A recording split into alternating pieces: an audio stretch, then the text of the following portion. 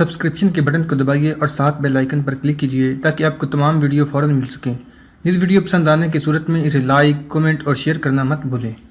قسطنطنیہ میں قیام کے دوران سلطان سلیمان نے اپنے امیر البحر خیر الدین باربروسا کے لیے ایک نئے انداز کا بیڑا تیار کرنا شروع کر دیا تھا۔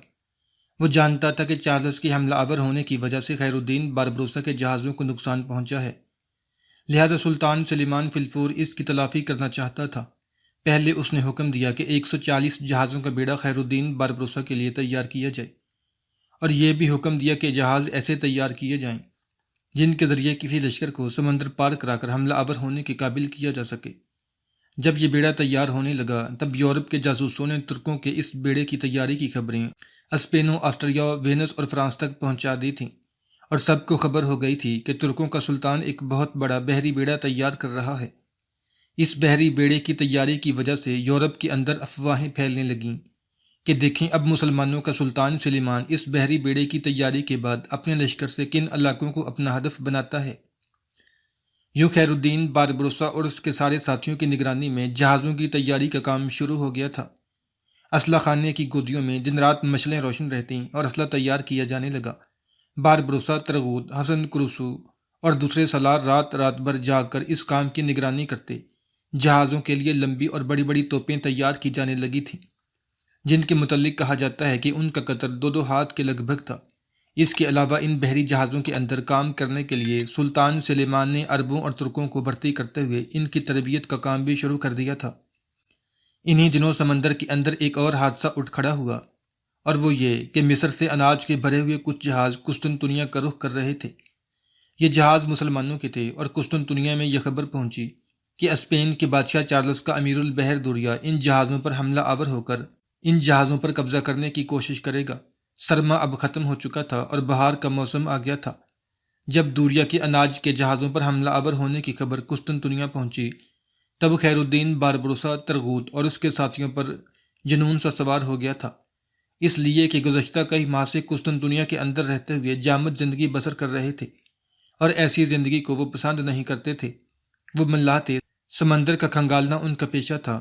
سمندر کی موجوں اور اس کے اندر اٹھنے والے بے روک طوفانوں سے الجھنا وہ اپنی زندگی کا مقصد بنائے ہوئے تھے۔ لہٰذا جب مصر سے آنے والے اناج کے جہازوں کے خطرے کی خبر پہنچی تب باربروسا نے فوراً سلطان سے اجازت لے لی کہ جس قدر جنگی جہاز اس کے پاس موجود ہیں انہیں لے کر وہ نکلے گا۔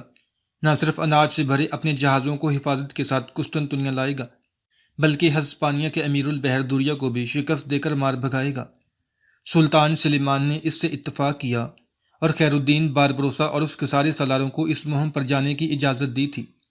یہ اجازت ملنا تھی کہ خیر الدین باربروسا، ترغوت اور حسن کروسو بڑی تیزی سے حرکت میں آئے، اور اپنے چھوٹے سے بحری بیڑے کو لے کر انہوں نے بڑی تیزی سے کھلے سمندر کا رخ کیا تھا۔ دوسری طرف ہسپانیہ کا امیر البحر دوریا بڑا خوش تھا کہ اس کے شہنشاہ چارلس سے ٹکرانے کے بعد خیر الدین باربروسا کی قوت ختم ہو چکی ہے اور وہ اپنے سلطان سلیمان کی طرف جا چکا ہے۔ لہٰذا اگر وہ مصر کے جہازوں کی راہ روک کر انہیں لوٹتا ہے تو کوئی طاقت اس کی راہ نہیں روکے گی۔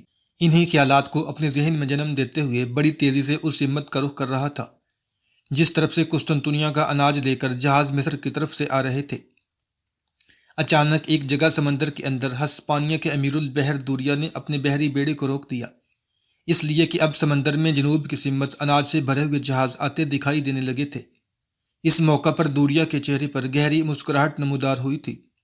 وہ اپنے جہاز کے عرصے پر کھڑا تھا، اور اس موقع پر اس کا بیٹا جس کا نام بھی دوریا تھا وہ بھی اس کے ساتھ تھا، اور کچھ سالار بھی وہاں موجود تھے۔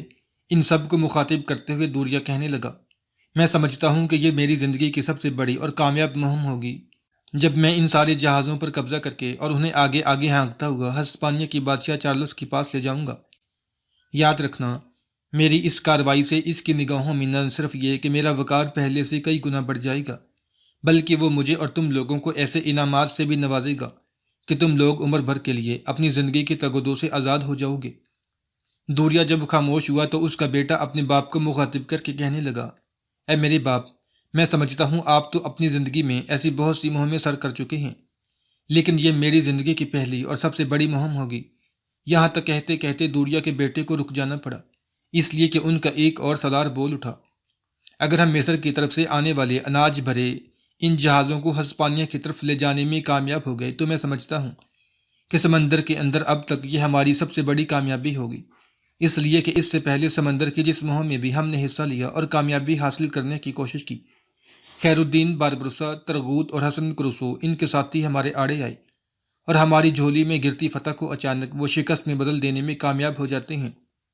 لیکن لگتا ہے حالات اور فطرت یہاں ہمارا ساتھ دے رہے ہیں، اور سمندر کے اندر آنے والے یہ اناج سے بھرے جہاز ہماری فتح مندی پر مہر ثبت کریں گے۔ دوریا کا یہ سالار یہاں تک کہنے ہی پایا تھا دوریا کا یہ سالار یہاں تک ہی کہنے پایا تھا کہ چونک کر خاموش ہو گیا، اس لیے کہ وہ سمندر کے اندر کوئی آواز سننے کی کوشش کرنے لگا۔ دوسری طرف دوریا، اس کا بیٹا، دوسرے سالار بھی اس آواز کو سننے کی کوشش کر رہے تھے۔ سمندر کے اندر اٹھتی موجوں اور لہروں اور ہواؤں کے دوش پر ان کی سماعت سے ایک آواز ٹکرائی تھی۔ کوئی گا رہا تھا جس کا مفہوم کچھ اس طرح تھا: ہم ساحلی چٹانوں سے ٹکراتے، بحر کے کھولتے طوفان خیز سینے پر قیامت بدوش لمحوں کے عظیم بحران کا حرف آخر ہیں۔ ہم زمین کے پست و بلند میں بدی کے رنگوں کو مٹا دینے والا خشک ہواؤں کا برہنہ ہاتھ ہیں۔ ہم دشت و بیاباں کی بند حروف کو کھولنے والے صوت و آہنگ کا جذب ہیں۔ بے رونقی کی بزم شہود میں رنگ و روشنی کی رونق آمیز بساط ہیں۔ زرد پتوں کی کہانیاں لکھنے والوں، ہم تمہیں شعلہ زادوں میں برف کی طرح پگھلا دیں گے۔ امن کی راہوں کو آپ سیب زدہ کرنے والوں، ہم تمہارے لیے احساس زیاں کا ساگر اور لاشعور کی ہیبت ہیں۔ زمین کو کفس رنگ اور فکر کی رانائی کو دکھوں کا سفیر بنانے والوں، ہم تم لوگوں کے لیے نہ رکنے والا عذاب ہیں۔ ہم سمندر کی بےتاب موج ہیں، زمین کی غنائت ہیں۔ ہم فتح مندی کی اوج ہیں، صحرا کی بے قرائنوں کی عظمت، فضاؤں کی لامکانیوں کی امین اور ہوا کی تطہیر کرنے والے وقت کی پکار کا ایک رقص مسلسل ہیں۔ یہ آواز سن کر دوریا کا جو سالار بولتے بولتے خاموش ہو گیا تھا، اس کا چہرہ افسردہ ہو گیا تھا۔ آنکھوں میں خوف اتر آیا تھا، جو کچھ دیر تک خوف بھرے انداز میں اپنے امیر البحر دوریا کی طرف دیکھتا رہا۔ پھر وہ کہہ رہا تھا: مسیح کا خدا جھوٹ نہ بلوائے، یہ آوازیں جو میں سن رہا ہوں، یہ خیر الدین باربروسا کے ساتھیوں کے علاوہ کسی اور کی نہیں ہو سکتی۔ قسم یسوع مسیح کی کہ اس سے پہلے اپنے بحری بیڑے میں کام کرتے ہوئے سمندر کے اندر میں کئی بار ایسی آواز سن چکا ہوں۔ ایسی آوازوں کے بعد ہمیشہ سمندر کے اندر خیر الدین باربروسا ہی نمودار ہوا کرتا تھا اور ہمیں تہو بیلا کر کے رکھ دیا کرتا تھا۔ میرے عزیز ساتھیوں، میں تمہیں تنبیہ کرتا ہوں کہ کوئی بہت بڑا طوفان، کوئی نہ رکنے والا عذاب، کوئی ہر چیز کو اپنے سامنے اڑا دینے والا اندھیاؤ ہمارا رخ کر رہا ہے۔ یہ طوفان، یہ اندھیاؤ، یہ عذاب، یہ کرب خیر الدین باربروسا اور اس کے ساتھیوں کے علاوہ کوئی اور نہیں ہو سکتا۔ دوریا کے سالار کے یہ الفاظ سن کر دوریا ہی نہیں، اس وقت جس قدر دوریا کے ارد گرد سالار کھڑے تھے اور جہاز کے عرصے پر جس قدر ملاح تھے، وہ سب پریشان ہو گئے تھے اور سب کے چہرے پیلوں سرسوں ہو کر رہ گئے تھے۔ وہ اس تجسس میں پھنس گئے تھے کہ خیر الدین باربروسا قسطنطنیہ جا چکا تھا، وہ سمندر میں کیسے نمودار ہو گیا۔ ان کے ذہن میں یہ بھی شبہات اٹھ کھڑے ہوئے تھے کہ جس طرح کی خبریں ہمیں بتائی گئی ہیں، ان کے مطابق تو خیر الدین باربروسا قسطنطنیہ میں ایک بحری بیڑا تیار کرنے میں مصروف ہے، اور اس بیڑے کو نہ جانے کس سمت چلا کر وہ تباہی اور بربادی کا باعث بنے گا۔ اپنے اس ملاح کے ان الفاظ پر دوریا بھی محتاط ہو گیا تھا۔ پھر وہ بلند آواز میں چلاتے ہوئے اپنے بحری بیڑے کے جہازوں کے سالاروں کو اچانک کسی حملے کا مقابلہ کرنے کے لیے تیار رہنے کا حکم دے رہا تھا۔ جس وقت ہسپانیہ کا امیر البحر دوریا اپنے جہاز کے عرصے پر کھڑا ہو کر شرح سوت اپنے منہ سے لگائے خیر الدین باربروسا کے متوقع حملے سے متعلق اپنے ملاحوں کو مطلع کر رہا تھا، اس وقت اس کی ہر جہاز، اس کی ہر کشتی میں کام کرنے والے ملاحوں پر خیر الدین باربروسا کا نام سن کر ایک خوف ستاری کر دینے والی کپ کپی اور ایک وحشت ستاری ہونا شروع ہو گئی تھی۔ وہ جانتے تھے کہ خیر الدین باربروسا عالم اسلام کی وہ ہستی تھی جسے یورپ کے اکثر لوگ سمندر کا دیوتا کہہ کر پکارتے تھے، اور انہیں یہ بھی خبر تھی کہ کسی بھی موقع پر ماضی میں دوریا اس کے مقابل کامیابی حاصل نہ کر سکا تھا، اور جب بھی اسپین کا امیر البحر دوریا اس کے سامنے آیا، خیر الدین باربروسا نے کھلے سمندر کے اندر اسے نہ صرف بدترین شکست دی بلکہ اس کے ملاحوں کی اکثریت کو بھی کاٹ کر رکھ دیا۔ اسی بنا پر دوریا کے ملاح بھی لرزنے لگے تھے، اور اب وہ پچھتا رہے تھے کہ انہوں نے کیوں مصر سے آنے والے اناج سے بھرے جہازوں کا رخ کیا۔ اب وہ ان جہازوں کو لوٹنے سے متعلق تو بالکل بے خبر ہو چکے تھے، وہ فراموش کر چکے تھے وہ کس مہم پر نکلے ہیں۔ اب تو ان کے سامنے یہ مسئلہ اٹھ کھڑا ہوا تھا کہ خیر الدین باربروسا سے وہ اپنی جانیں بچا کر کیسے بھاگیں گے۔ وہ آوازیں اب آنا بند ہو گئی تھیں اور خاموشی و سکوت طاری ہو گیا تھا۔ اس خاموشی نے دوریا کے ساتھیوں پر اور زیادہ خوف و کرب طاری کر کے رکھ دیا تھا۔ پھر دوریا اور اس کے ساتھیوں نے دیکھا کہ ان کے ایک طرف سے اپنے مختصر سے بحری بیڑے کے ساتھ خیر الدین باربروسا اس طرح نمودار ہوا تھا جیسے حوث کی زنجیروں کو توڑتا، کوہ و بیاباں کو چیرتا، آوارہ سماعتوں کو اپنا مقروض کرتا کوئی طوفان اچانک نمودار ہو گیا ہو۔ جب وہ قریب آئے تب دوریا اور اس کے ملاحوں نے دیکھا آگے آگے 3 بڑے جہاز تھے۔ ایک جہاز کے عرشے پر خیر الدین باربروسا اور اس کا نائب امیر البحر ترغوت تھا، دوسرے جہاز کے عرشے پر حسن کروسو اور ککاد، تیسرے جہاز کے عرشے پر سنعان اور سالیہ، اور ان کے پیچھے ان کا بحری بیڑا تھا۔ گویا دشمن پر ضرب لگانے کے لیے خیر الدین باربروسا اور اس کے سارے سالاروں نے اپنے آپ کو آگے رکھا تھا۔ پھر وقت کی آنکھ نے دیکھا کہ خیر الدین باربروسا، اس کے سالار اور اس کے سارے ملا اور اس کے بحری بیڑے کے اندر خوابوں کے دریچوں سے نکلتی صدیوں کی فتنہ گری کو بدر کر دینے والی گمشدہ لمحوں کی ہولناک پکار کی طرح آن گھسے تھے۔ وہ دوریا کے بحری بیڑے پر زندگی کو لہو لہو کر دینے والی ہولناک عذاب، رتوں بدنوں کا نکھرا رنگ، خزاں رسیدہ کے زوال کا شکار کرتی آندھیوں اور زندگی کا رس چوس کر روحوں کو قبض کر لینے والے سانپوں کی طرح حملہ آور ہو گئے تھے۔ خیر الدین باربروسا، اس کے سالاروں اور ملاحوں کا یہ حملہ ایسا زوردار تھا کہ دوریا اور اس کے ملاح یہ محسوس کرنے لگے جیسے پاؤں تلے زمین اور سر پر کوئی سایہ نہ رہنے دیا تھا۔ جلتے سورج کے لاختم سفر نے انہیں اپنی گرفت میں لے لیا ہو۔ دوریا اور اس کے ملاحوں نے اپنی زندگی بچانے کے لیے دفاع کرنے کے بعد جارحیت اختیار کی۔ اپنی طرف سے انہوں نے چنگیز خان کی ساری ہلاکت خیزی، ہلاکوں کی خونخواری سے کام لیتے ہوئے خیر الدین باربروسا کے اس حملے کو ناکام کرنے کی کوشش کی، لیکن وہ ایسا نہ کر سکے۔ خیر الدین اور اس کے ملاح اب بڑی تیزی سے دوریا اور اس کے ملاحوں کو ایک طرف گھیرنے لگے تھے۔ انہوں نے چاروں طرف سے دوریا کے بحری بیڑے پر جسم و جان لے جانے والے شعلے برساتی موت اور صحراؤں کی اندھی وحشت اور خون آشام شاہینوں کی طرح جھپٹتے ہوئے حملے کرنے شروع کر دیے تھے، اور دشمن کے ملاحوں کو بڑی تیزی سے کاٹتے ہوئے ان کی تعداد بھی کم کرنا شروع کر چکے تھے۔ کھلے سمندر کے ابھرتے سینے پر تھوڑی دیر کے لیے خیر الدین باربروسا اور دوریا کے درمیان ہولناک جنگ ہوئی۔ پھر دوریا نے اندازہ لگا لیا کہ اگر اس نے خیر الدین باربروسا کے ساتھ اسی طرح جنگ جاری رکھی تو خیر الدین باربروسا اس کے سارے لشکر کو کاٹ کر رکھ دے گا اور ان کو سمندر میں ڈبو کر چلتا بنے گا۔ لہٰذا اپنے آپ کو بچانے کے لیے دوریا نے پسپائی اختیار کی، شکست کو تسلیم کیا اور بھاگ کھڑا ہوا۔ جس وقت دوریا اپنے بحری بیڑے کو لے کر بھاگا، تب اپنے جہاز کے عرشے پر اپنے ہاتھ میں خون آلود تلوار لیے خیر الدین باربروسا نے بڑا ناشر الصوت اپنے منہ سے لگایا اور دوریا کو مخاطب کرتے ہوئے وہ بلند آواز میں کہہ رہا تھا: دوریا، تم یہ افواہ اڑا رہے تھے کہ میں تم سے چھپتا پھرتا ہوں۔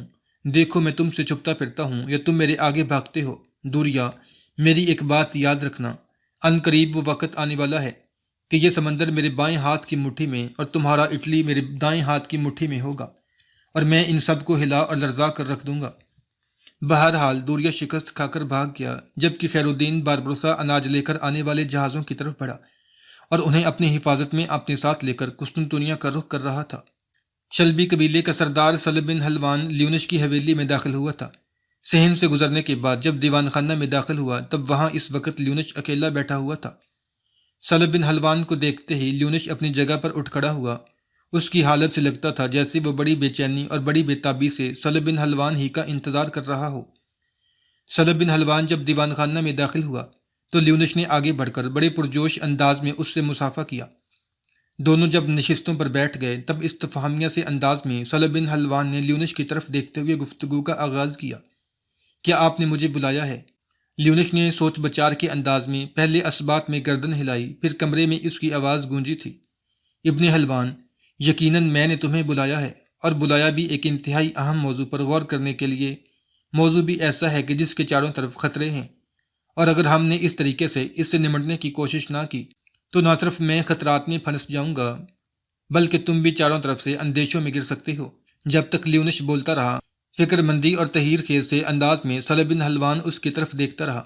جب وہ رکا تب ابن حلوان نے اسے مخاطب کیا: لیونش، یہ تم کس قسم کی گفتگو کر رہے ہو؟ کھل کر کہو، میں سمجھتا نہیں تم کیا کہنا چاہتے ہو۔ لیونش نے اپنے ہونٹوں پر زبان پھیری، پھر کہنے لگا: ابن حلوان، مسئلہ دراصل کچھ اس طرح ہے کہ جن 2 ملاحوں کو مار کر تمہاری حویلی کی دیوار کے اوپر ڈال دیا گیا تھا، اس واردات سے ہمارے کچھ دشمنوں کا تعلق ہے۔ مرنے والے ان ماہی گیروں نے کھل کر تو نہیں بتایا۔ میرے ساتھیوں کا کہنا ہے کہ انہوں نے دبے دبے الفاظ میں کچھ اس طرف اشارہ کرنے کی کوشش کی تھی کہ قحطانی قبیلے کے سردار کعب بن عامر کی بیٹی، جس کا نام معاذ ہے، وہ ایک بار ساحل پر حسن کروسو سے ملی تھی۔ لیونش رکا، پھر وہ دوبارہ کہہ رہا تھا: ابن حلوان، یہ مسئلہ بڑا سنگین ہے۔ میرے ساتھیوں کا کہنا ہے کہ 2 مرنے والے ماہی گیروں نے کھل کر انہیں بتایا کہ معاذ حسن کروسو سے ملتی ہے، لیکن ان کا کہنا ہے کہ جس وقت حسن کرسو یہاں اپنے دادا کو ملنے کے لیے آیا کرتا تھا تو اس کے جھونپڑے کے قریب انہوں نے حسن کرسو اور معاذ کو قریب قریب کھڑے دیکھا، تو انہوں نے مجھ سے یہ تو نہیں بتایا کہ حسن کرسو سے معاذ کا کوئی تعلق یا واسطہ ہے، لیکن میں یہ سوچنے پر مجبور ہوں کہ آخر کعب بن عامر کی بیٹی معاذ حسن کرسو سے کیوں ملی، کیونکہ اس کے پاس جا کر کھڑی ہوئی۔ آخر ان دونوں کے درمیان کوئی تعلق، کوئی واسطہ، کوئی رابطہ تو ہوگا۔ لیونس جب خاموش ہوا تب کسی قدر فکر انگیز انداز میں اس کی طرف دیکھتے ہوئے تفکرات بھری آواز میں ابن حلوان کہنے لگا، لیونس، اگر مرنے والے ان ماہی گیروں نے اشارہ کیا تھا کہ انہوں نے حسن کرسو کے قریب کعب بن عامر کی بیٹی معاذ کو دیکھا تھا، تو پھر اس کے رد عمل کے طور پر آپ کیا کرنا چاہتے ہیں؟ لمحہ بھر کے لیے لیونس نے اپنی گردن جھکا کر سوچا، پھر دوبارہ وہ کہہ رہا تھا، ابن حلوان، میں چاہتا ہوں کہ کسی طرح کعب بن عامر کی بیٹی معاذ کو اٹھا کر یہاں لایا جائے، حسن کرسو سے متعلق اس سے تفتیش کی جائے، پوچھ گچھ کی جائے، سختی سے بھی کام لیا جائے۔ اگر وہ مان جائے کہ وہ حسن کرسو سے ملتی رہی ہے، اس کے ساتھ اس کا رابطہ تعلق رہا ہے، تو پھر ہم اس سے جاننے کی کوشش کریں گے کہ جب اپنی ماں اور بہن کو لے کر حسن کرسو یہاں آیا تھا تب اس نے کہاں پناہ لی، چھپ گیا اور کس طرح ہمارے ہاتھوں سے بچ گیا۔ میرے خیال میں اگر کعب بن عامر کی بیٹی معاذ اس راز سے پردہ اٹھا دے تو پھر حسن کرسو کے خلاف حرکت میں آنا ہمارے لیے آسان ہو جائے گا۔ جواب میں سلب بن حلوان کہنے لگا، لیونش، اگر معاذ نے انکار کر دیا کہ وہ حسن کرسو کو نہیں جانتی، نہ اس سے کوئی رابطہ ہے، تو پھر تم کیا کرو گے؟ اس پر سختی کریں گے؟ سلب بن حلوان کی طرف دیکھتے ہوئے لیونش نے کہا تھا۔ اگر وہ پھر بھی نہ مانی تب؟ خوفزدہ انداز میں سلب بن حلوان نے لیونش کو مخاطب کیا تھا۔ اگر وہ پھر بھی نہ مانی تو میں سمجھتا ہوں اسے رہا کر دیں گے اور اسے گھر جانے دیں گے۔ لیونش جب خاموش ہوا تب سلب بن حلوان کہنے لگا، لیونش، یہ قدم سوچ کر اٹھانا، یہ سنگین معاملہ ہے۔ کسی کی بیٹی کو اٹھا کر یہاں اس طرح لانا ایک طوفان بھی کھڑا کر سکتا ہے۔ اس پر لیونس چھاتی تان کر یہ کہنے لگا، کوئی طوفان نہیں اٹھے گا، زیادہ سے زیادہ یہی ہوگا کہ قحطانی قبیلے کا سردار کعب بن عامر یا اس کا ہمنوا عدنانی قبیلے کا سردار سعد بن سلمہ اٹھ کھڑا ہوگا۔ اگر ان دونوں نے ایسا کرنے کی کوشش کی اور اپنے مسلح جوانوں کے ساتھ وہ ہمارے خلاف حرکت میں آئی تو میں سمجھتا ہوں ان دونوں کو کچل کر رکھ دیا جائے گا۔ اس پر غور و تفکر میں ڈوبے رہنے کے بعد سلب بن حلوان پھر بول اٹھا، لیونش، تم نہ حالات کو سمجھ رہے ہو اور نہ تم البشارات کی سیاست کو جانتے ہو۔ اگر یہ سردار یعنی کعب بن عامر اور سعد بن سلمہ دونوں اٹھ کھڑے ہوئے تو یاد رکھنا پوری البشارات کی وادی کے اندر ایک آگ بھڑک اٹھے گی، ایک ایسی بغاوت اٹھے گی جو ایک بار برسوں پہلے اٹھی، جس میں ہسپانیہ کی بڑے بڑے اعلیٰ جرنیلوں سالار اور لشکری اس بغاوت کے دوران موت کا لقمہ بن گئے تھے۔ لہٰذا میں تم سے کہوں گا کہ کعب بن عامر کی بیٹی سے متعلق کوئی فیصلہ بہت سوچ سمجھ کر کرنا، اس لیے کہ یہ ایک لڑکی، ایک خاندان کی عصمت و عفت کا معاملہ ہے۔ اگر اس میں کعب بن عامر کا بیٹا ملوث ہوتا تو پھر معاملہ کچھ اور ہوتا۔ ہم کعب بن عامر سے اجازت لے کر بھی اس سے پوچھ گچھ کر سکتے تھے، لیکن یہاں معاملہ اس کی بیٹی کا ہے۔ اگر ہم اسے یہ کہتے ہیں کہ وہ حسن کرسو سے ملتی رہی ہے تو اس طرح سے ہم اس پر الزام تراشی بھی کریں گے۔ کعب بن عامر اور اس کے لواحقین کسی بھی صورت برداشت نہیں کریں گے۔ ذرا سوچو، ہم کعب بن عامر کی بیٹی کو کس طرح اٹھائیں گے جب تمہارے ہمنوا اسے اٹھا رہے ہوں گے اور کسی نے دیکھ لیا تو یاد رکھنا جو لوگ اسے اٹھانے جائیں گے وہ اپنی جانوں سے ہاتھ دھو بیٹھیں گے۔ اس بنا پر لیونش میں تم سے کہتا ہوں کہ اس معاملے میں انتہائی غور و فکر کے بعد کوئی مناسب قدم اٹھانا۔ جواب میں لیونش نے کچھ سوچا، پھر سلب بن حلوان کو مخاطب کرتے ہوئے کہہ رہا تھا، ابن حلوان، ابھی میں نے کوئی قدم نہیں اٹھایا۔ تمہارے علاوہ میں نے خانقاہوں کے راہب بطروش کو بھی طلب کیا ہے، وہ بھی تھوڑی دیر تک یہاں پہنچ جائے گا۔ اس سلسلے میں اس سے بھی مشورہ کرتے ہیں اور پھر سب مل کر کوئی درمیانی راستہ تلاش کرنے کی کوشش کریں گے۔ میرے خیال میں راہب بطروش کو ابھی تک آ جانا چاہیے۔ یہاں تک کہنے کے بعد لیونش خاموش ہو گیا۔ دونوں کچھ دیر تک خاموش رہ کر سوچ بچار کرنے کے بعد بطروش کی آمد کا بھی انتظار کرنے لگے تھے۔ تھوڑی دیر بعد بطروش وہاں داخل ہوا۔ لیونش اور سلب بن حلوان نے اپنی جگہ سے اٹھ کر اس کا بہترین استقبال کیا، اسے عزت و احترام دیا، پرجوش انداز میں اس سے مصافحہ کیا۔ ان دونوں کے سامنے بطروش بیٹھ گیا، پھر لیونش کی طرف دیکھتے ہوئے اس نے پوچھ لیا، لیونش، تم نے مجھے بلایا ہے، خیریت تو ہے؟ اس وقت جو تمہارے پاس شلبی قبیلے کا سردار سلب بن حلوان بیٹھا ہوا ہے تو میں سمجھتا ہوں خیریت نہیں ہے۔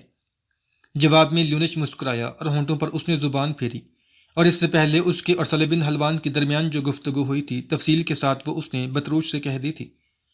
کچھ دیر تک گہری خاموشی رہی، بطروش کی گردن جھکی رہی۔ وہ سوچ رہا تھا کہ اس دوران لیونش اور سلب بن حلوان دونوں فکرمند انداز میں اس کی طرف دیکھ رہے تھے۔ اس کے بعد بطروش نے اپنی گردن سیدھی کی تھی اور ایک گہری نگاہ باری باری اس نے سلب بن حلوان اور لیونش پر ڈالی۔ اس کے بعد اس کمرے میں اس کی فکر انگیز آواز سنائی دی تھی، لیونش، یہ جو تفصیل تم نے بتائی ہے، یاد رکھنا یہ کوئی معمولی معاملہ نہیں ہے، اس میں خطرات و خدشات بھی اٹھ سکتے ہیں۔ جہاں تک تمہارا اندیشہ ہے کہ پھر ملاحوں نے دبے دبے الفاظ میں یہ کہا ہے کہ انہوں نے کعب بن عامر کی بیٹی معاذ کو ساحل پر حسن کرسو کے ساتھ دیکھا ہے، تو کل کو اگر تم سے یہ کہا جائے کہ حسن کرسو کے قریب ساحل کے کچھ ملاحوں کو دیکھا گیا ہے، تو کیا تم سب ملاحوں کو پکڑ کر زندان میں ڈال دو گے، ان کا خاتمہ کر دو گے؟ دیکھو، اگر حسن کرسو اپنے دادا سے ملنے کے لیے یہاں آتا رہا ہے تو کئی ملاح بھی اس کے قریب کھڑے رہتے ہوں گے، اور اگر کوئی ملاح اور ماہی گیر اس موقع پر مزاحمت کرتا تو تم کیا خیال کرتے ہو؟ حسن کرسو انہیں کھلی چھٹی دے دیتا، ان کا خاتمہ کر کے چلا جاتا، لہٰذا ساحل کا کوئی آدمی اس کے خلاف حرکت میں نہیں آ سکتا۔